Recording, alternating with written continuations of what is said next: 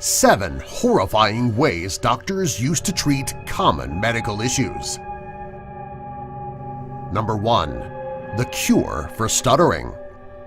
In the 1800s, a German surgeon named Johann Friedrich Diefenbach believed that stuttering started in the voice box and went up the length of the tongue.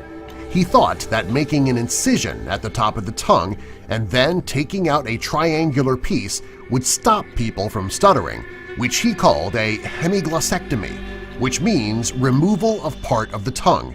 He performed this surgery on hundreds of patients around Germany and France. Many of his patients bled to death, and there was no proof that the procedure ever worked, not to mention the fact that these patients were not anesthetized first.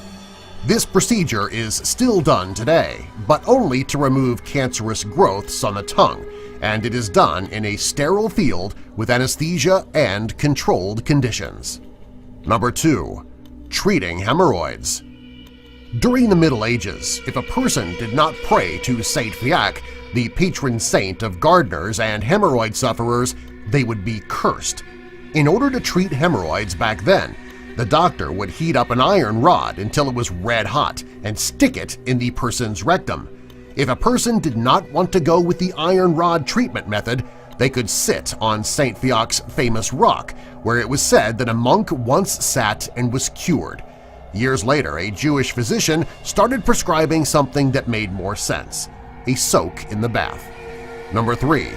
Children's coughs. In 1912, Bayer, who is most famous for aspirin, marketed heroin to treat children suffering from a cough. Today, heroin is known as being one of the most addictive substances on the planet. Bayer used advertisements showing children reaching for a bottle of heroin or their parents trying to spoon-feed it to them. After a few years, it became obvious that the substance was addictive, as crowds of people were showing up at the pharmacy to get their fix. When this happened, the government decided that this drug would be available only with a prescription. A few years after that, it was banned altogether. Number 4. Teeth whitening. In ancient Rome, when a person wanted to whiten their teeth, they couldn't go to the pharmacy and buy whitening strips. They used urine.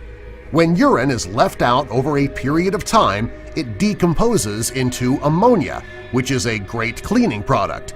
It wasn't just human urine that the ancient Romans used. They also used animal urine.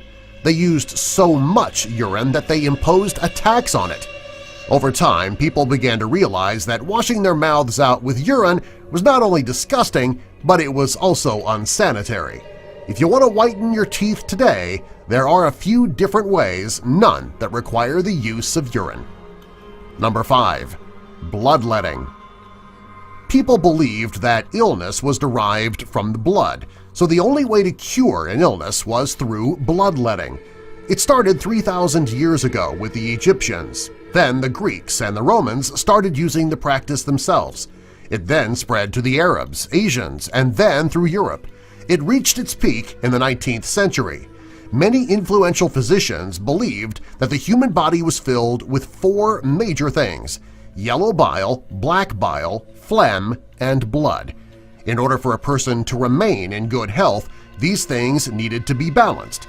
If a person had a sore throat, a stuffy nose, or something serious like the plague, the doctor would cut open the patient's vein and drain some of their blood. They also used leeches for the treatment. Eventually, after doing more research, it was discovered that bloodletting was doing more harm than good. Today, bloodletting is used occasionally, but only for specific diseases. Number 6. Babylonian Skull Cure. The ancient Babylonians believed that most illnesses were due to demonic forces or punishments from the gods for something bad that they did.